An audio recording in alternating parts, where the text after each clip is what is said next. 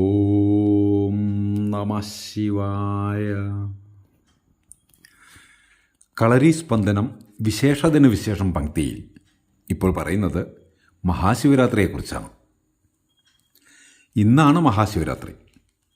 ഇന്ന് 2026 ഫെബ്രുവരി 15 1201 കുംഭമാസം 3 ഞായറാഴ്ചയാണ് ശിവരാത്രി വരുന്നത്. നമുക്കറിയാം, ശിവരാത്രി ശിവൻ്റെ രാത്രിയാണ്. ശിവസ്യ രാത്രി ശിവരാത്രി, അത് ശിവൻ്റെ രാത്രിയാണ്. പരമശിവനുമായി ബന്ധപ്പെട്ട രാത്രിയാണ് ശിവരാത്രി.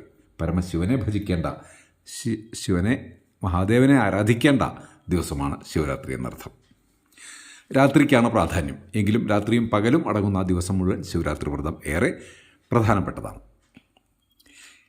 ശിവരാത്രി വ്രതം കണക്കാക്കുന്ന രീതിയും അതിൻ്റെ ഐതിഹ്യങ്ങളും അതിൻ്റെ കഥകളും എന്തൊക്കെയെന്ന് നോക്കാം. ശിവരാത്രിയെക്കുറിച്ച് ശിവപുരാണം ഉൾപ്പെടെയുള്ള ധാരാളം പുരാണങ്ങളിൽ വളരെ വിശദമായിട്ട് തന്നെ പറഞ്ഞിട്ടുണ്ട്. ശിവപുരാണത്തിലെ കോടിരുദ്ര സംഹിതയിലെ 38, 39, 40 അധ്യായങ്ങളിലായിട്ട് വളരെ വിശദമായിട്ടാണ് ശിവരാത്രിയെക്കുറിച്ച്, ശിവരാത്രി മഹാത്മ്യം, ശിവരാത്രി ആചരിക്കേണ്ടത് എങ്ങനെ, ശിവരാത്രിയുടെ ആരാധനാ രീതികൾ തുടങ്ങി, ശിവരാത്രി നോക്കേണ്ടത് എങ്ങനെ തുടങ്ങി വിവിധ കാര്യങ്ങൾ ശിവപുരാണത്തിലെ കോടിരുദ്ര സംഹിതയിലെ 38, 39, 40 അധ്യായങ്ങളായിട്ട് പറഞ്ഞിട്ടുണ്ട്. ശിവപുരാണത്തിൻ്റെ ആദ്യ ഭാഗത്തും ശിവരാത്രിയെക്കുറിച്ച് പറയുന്നുണ്ട്. മറ്റു പുരാണങ്ങളിലും ശിവരാത്രിയെക്കുറിച്ച് പറയുന്നു. ശിവരാത്രി വ്രതം ഭക്ഷ്യേ ഭുക്തിമുക്തിപ്രദം ശൃണു മാഘഫാൽഗുനയോർ മധ്യേ കൃഷ്ണായാത് ചതുർദശി എന്നാണ് പുരാണങ്ങൾ പറയുന്നത്. ശിവരാത്രി വ്രതത്തെക്കുറിച്ച് പറയാം, അത് ഭുക്തിമുക്തിപ്രദം ആണ് എന്നാണ്. ഭുക്തിദായകമാണ്, മുക്തിദായകമാണ് ശിവരാത്രി എന്ന് പുരാണങ്ങൾ പറയുന്നു. അത് മാഘഫാൽഗുനയോർ മധ്യേ കൃഷ്ണായാതു ചതുർദശി, മാഘഫാൽഗുന മാസങ്ങളുടെ മധ്യത്തിൽ വരുന്ന കൃഷ്ണ ചതുർദശിയാണ് ദിവസമാണ് ശിവരാത്രി ആചരിക്കേണ്ടതെന്നാണ് പറയുന്നത്. വളരെ വ്യക്തമായിട്ട് കാമികാഗമത്തിൽ പറയുന്നു, മാഘമാസ്യസിതേ പക്ഷേ വിദ്യതേയാ ചതുർദശി തദ്രാത്രി ശിവരാത്രി സ്യാത് സർവപുണ്യശുഭാവഹ തസ്യാമേവ ശിവപൂജ ശിവലിംഗേ ശിവാലയേ എന്ന് വളരെ വിശദമായിട്ട് വ്യക്തമായിട്ടും കാമികാഗമത്തിലും പറയുന്നുണ്ട്. മാഘമാസ്യ അസിതേ പക്ഷേ, മാഘമാസത്തിലെ അസിതപക്ഷത്തിലെ കൃഷ്ണപക്ഷത്തിലെ വിദ്യതേയ ചതുർദശി, ആ ചതുർദശി വരുന്നത് ഏത് രാത്രിയാണോ തദ് രാത്രി ശിവരാത്രി സ്യാത്, ആ രാത്രിയാണ് ശിവരാത്രി എന്ന്. മാഘമാസം ചാന്ദ്രപക്ഷ രീതിയിലുള്ള മാഘമാസം, ആ മാഘമാസത്തിലെ കൃഷ്ണപക്ഷത്തിലെ ചതുർദശി ഏത് രാത്രിയാണോ, ഏത് അർദ്ധരാത്രിക്കാണോ വരുന്നത്, ആ രാത്രിയാണ് ശിവരാത്രിയായിട്ട് ആചരിക്കേണ്ടതെന്നാണ് കാമികാഗമത്തിലും പറയുന്നത്. തദ്രാത്രി ശിവരാത്രി സ്യാത് സർവപുണ്യശുഭാവ, എല്ലാ സർവപുണ്യങ്ങളെയും ശുഭങ്ങളെയും ആവഹിക്കുന്നതാണ്. എല്ലാ പുണ്യങ്ങളും ശുഭങ്ങളും ശ്രേയസ്സും ഐശ്വര്യം എല്ലാം തരുന്നതാണ് ശിവരാത്രി എന്നാണ് പറയുന്നത്. തസ്യാമേവ ശിവപൂജ ശിവലിംഗേ ശിവാലയേ, ഈ ദിവസം ശിവരാത്രി ദിവസം ശിവപൂജ ചെയ്യണം. ശിവലിംഗത്തിലായാലും ശിവലിംഗ പൂജയാവും, ശിവാലയ ശിവക്ഷേത്ര ദർശനം നടത്തിയുള്ള പൂജ ഏത് രീതിയിലായാലും ശിവരാത്രി ദിവസം ശിവനെ രാത്രിയും പകലും ശിവനെ ആരാധിക്കണം എന്നാണ് പറയുന്നത്. പുരാണങ്ങളിലും പറയുന്നു. ശിവരാത്രിക്ക് വ്രതമുണ്ട്. ഈ വ്രതം എന്ന് പറയുന്നത് ശിവരാത്രി വ്രതമിതം സർവോത്കൃഷ്ടം പ്രകീർത്തിതം എന്നാണ് ശിവപുരാണത്തിൽ പറയുന്നത്. ഇവിടെ ഈ മാഘമാസത്തിലെ കൃഷ്ണ ചതുർദശി എന്ന് പറയുമ്പോൾ അത് വരുന്നത് ഇന്ന് ഫെബ്രുവരി 15 ത്രയോദശി 25 നാഴിക 40 വിനാഴികയ്ക്കാണുള്ളത്. അപ്പോൾ 25 നാഴിക 40 വിനാഴിക വരെ ത്രയോദശി. അപ്പോൾ പകൽ അസ്തമയത്തിന് മുമ്പ് തന്നെ ത്രയോദശി തീരുന്നു. അത് കഴിഞ്ഞാൽ ചതുർദശി തുടങ്ങുന്നു.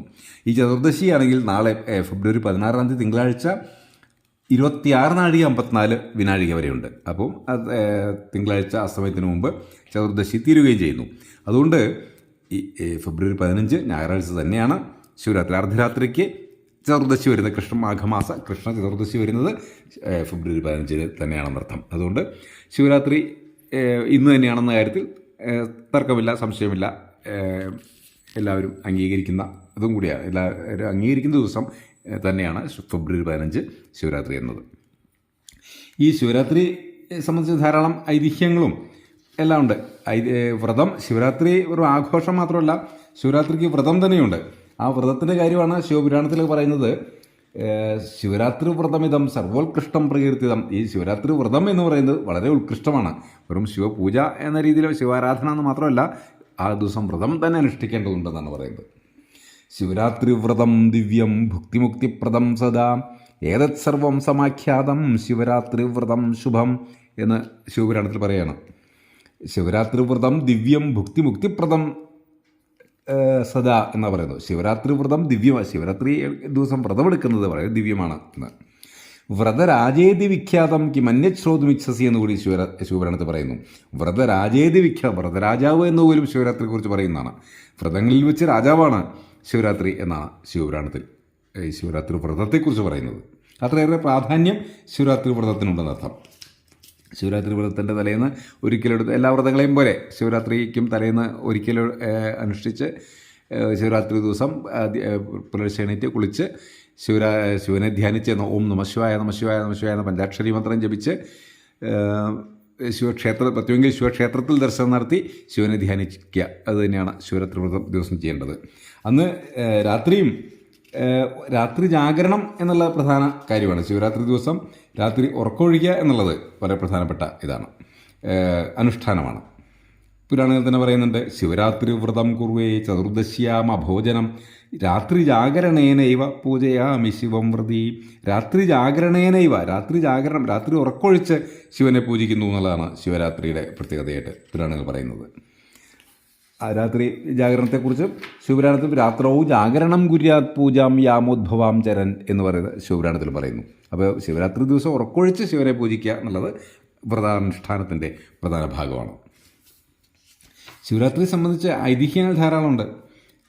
പല പുരാണങ്ങളിലും പല ഐതിഹ്യങ്ങളായിട്ട് തന്നെ പറയുന്നുണ്ട് ശിവരാത്രിയുടെ അടിസ്ഥാനം എന്ന നിലയിൽ. ശിവൻ പാർവതിയെ വിവാഹം കഴിച്ച ദിവസമാണിത്. ശിവതാണ്ഡവം നടന്ന ദിവസമാണ്. പാലാഴിമഥനത്തിൽ ലഭിച്ച കാളകൂടം പരമശിവൻ കുടിച്ച ദിവസം ആണിത് തുടങ്ങി പല ഐതിഹ്യങ്ങളും ശിവരാത്രിയോട് ബന്ധപ്പെട്ട് പ്രചരിച്ചിട്ടുണ്ട്. കേരളത്തിൽ കൂടുതലും പ്രചാരത്തിലുള്ളത് കാളകൂട കഥയാണ്. പാലാഴിമഥനത്തിൽ കാളകൂടം ഉയർന്നു വന്നപ്പോൾ അത് പരമശിവൻ ലോകരക്ഷാർത്ഥം ആ കാളകൂട വിഷം പരമശിവൻ കുടിച്ചുവെന്നും അത് പരമശിവൻ്റെ രക്ഷയ്ക്ക് എന്ന് കരുതി പാർവതീദേവി പരമശിവൻ്റെ കഴുത്തിൽ അമർത്തി പിടിച്ചെന്നും കാളകൂട വിഷം ശരീരത്തിനുള്ളിലേക്ക് പോകാതിരിക്കാൻ പിടിച്ചെന്നും അങ്ങനെ ആ വിഷം അവിടെ ഇരുന്ന് കണ്ഠം കറുത്ത നീലനാർത്തലായി അങ്ങനെ നീലകണ്ഠൻ എന്ന് പേര് വന്നു എന്നൊക്കെയുള്ള കഥകൾ ധാരാളം പുരാണങ്ങളിലുണ്ട്. അത് അങ്ങനെ ആ പരമശിവൻ കാളകൂട വിഷം കുടിച്ച ദിവസം ഭർത്താവായ പരമശിവൻ്റെ ജീവൻ രക്ഷിക്കാനായി പാർവതി ഉറക്കമൊഴിച്ച് പ്രാർത്ഥിച്ച ദിവസം എന്ന രീതിയിലാണ് ശിവരാത്രിക്ക് ഇവിടെ പ്രാധാന്യം കൂടുതലുള്ളത്. ഈ പ്രാർത്ഥനയിലൂടെ പാർവതീദേവിക്ക് ഭർത്താവിനെ തിരികെ കിട്ടി ഐശ്വര്യപൂർണ്ണമായ ജീവിതം തുടരാൻ കഴിഞ്ഞു എന്നാണ് വിശ്വാസം. അതുപോലെ ശിവരാത്രി ദിവസം വ്രതമനുഷ്ഠിച്ച് രാത്രി ഉറക്കമൊഴിച്ച് ശിവഭജനം ചെയ്താൽ ശിവപാർവതിമാരുടെ പ്രീതിയിലൂടെ കുടുംബത്തിൽ ഐശ്വര്യവും സൗഭാഗ്യവും ഉണ്ടാകും എന്നാണ് വിശ്വാസം. അതാണ് ഈ ഐതിഹ്യത്തിൻ്റെ അടിസ്ഥാനവും. അതിന് രാത്രി മുഴുവൻ ശിവനെ പ്രാർത്ഥിച്ച് പാർവതീദേവി ഉറക്കമൊഴിച്ച് ഇരുന്നു എന്നുള്ളതാണ് കഥ. ആ ഐതിഹ്യത്തിൻ്റെ അടിസ്ഥാനത്തിലാണ് ശിവരാത്രി വ്രതത്തിലെ രാത്രി ഉറക്കമൊഴിക്കലും ശിവപൂജയും ശിവാരാധനയും എല്ലാം ആചരിക്കുന്നത്. അങ്ങനെ ഈ ദിവസം നമുക്ക് ശിവനെ മഹാദേവനെ ആരാധിക്കാം, പൂജിക്കാം. നമുക്ക് ശിവനെ ആരാധിക്കാൻ ധാരാളം സ്തോത്ര കാവ്യങ്ങളുണ്ട്, സ്തുതിഗീതങ്ങളുണ്ട്. ശിവാഷ്ടകമുണ്ട്. പ്രഭും പ്രാണനാഥം വിഭും വിശ്വനാഥം ജഗന്നാഥനാഥം സദാനന്ദഭാജം ഭവദ്ഭവ്യഭൂതേശ്വരം ഭൂതനാഥം ശിവം ശങ്കരം ശംഭുമീശാനമീഡേ എന്ന് തുടങ്ങുന്ന ശിവാഷ്ടകമുണ്ട്. ഇനി ശങ്കരാചാര്യ എഴുതിയ ശിവാഷ്ടകം മറ്റൊന്നാണ്. തസ്മൈ നമഃ പരമകാരണകാരണായ ദീപ്തോജ്വലജ്വലിത പിംഗലലോചനായ നാഗേന്ദ്രഹാരകൃത കുണ്ടലഭൂഷണായ ബ്രഹ്മേന്ദ്ര വിഷ്ണുവരദായ നമഃശിവായ എന്ന് തുടങ്ങുന്ന ശിവാഷ്ടകമുണ്ട്. ഇനി ലിംഗാഷ്ടകമുണ്ട്. ബ്രഹ്മമുരാരി സുരാർച്ചിതലിംഗം നിർമ്മലഭാസിതശോഭിതലിംഗം ജന്മജദുഃഖ വിനാശകലിംഗം തത്പ്രണമാമി സദാ ശിവലിംഗം തുടങ്ങുന്ന ലിംഗാഷ്ടകം. അതുപോലെ ശിവ പഞ്ചാക്ഷര സ്തോത്രമുണ്ട്. നാഗേന്ദ്രഹാരായ ത്രിലോചനായ ഭസ്മാംഗരാഗായ മഹേശ്വരായ നിത്യായ ശുദ്ധായ ദിഗംബരായ തസ്മൈ നകാരായ നമശിവായ എന്ന് തുടങ്ങുന്ന നമശിവായ, അങ്ങനെ പഞ്ചാക്ഷരത്തിലും തുടങ്ങുന്ന ശിവപഞ്ചാക്ഷര സ്തോത്രം. അതിനു പുറമെ ശിവനാമാവലി അഷ്ടകമുണ്ട് ശങ്കരാചാര്യർ എഴുതിയത്. ഹേ ചന്ദ്രചൂഡ മദനാന്തക ശൂലപാണേ സ്ഥാണോ ഗിരീശ ഗിരിജേശ മഹേശ ശംഭോ ഭൂതേശ ഭീതഭയസൂദന മാമനാഥം സംസാര ദുഃഖജഹനാ ജഗദീശ രക്ഷ എന്ന് തുടങ്ങുന്ന ശിവനാമാവലി അഷ്ടകം. ഇതുപോലെ ധാരാളം ശിവസ്തുതികളും സ്തോത്രങ്ങളുണ്ട്. ശങ്കരാചാര്യർ എഴുതിയത് തന്നെ ധാരാളമുണ്ട്, എഴുതിയ സ്തോത്രങ്ങൾ തന്നെ ധാരാളമുണ്ട്. അങ്ങനെ നമുക്ക് ഈ ദിവസം ശിവനെ ആരാധിക്കാം, മഹാദേവനെ പൂജിക്കാം. അങ്ങനെ കുടുംബത്തിൽ ഐശ്വര്യവും അഭിവൃദ്ധിയും ശ്രേയസ്സുമെല്ലാം നമുക്ക് കൊണ്ടുവരാം. ഓം ശിവം ശിവകരം ശാന്തം ശിവാത്മാനം ശിവോത്തമം ശിവമാർഗപ്രണേതാരം പ്രണതോസ്മി സദാ ശിവം. നമസ്കാരം.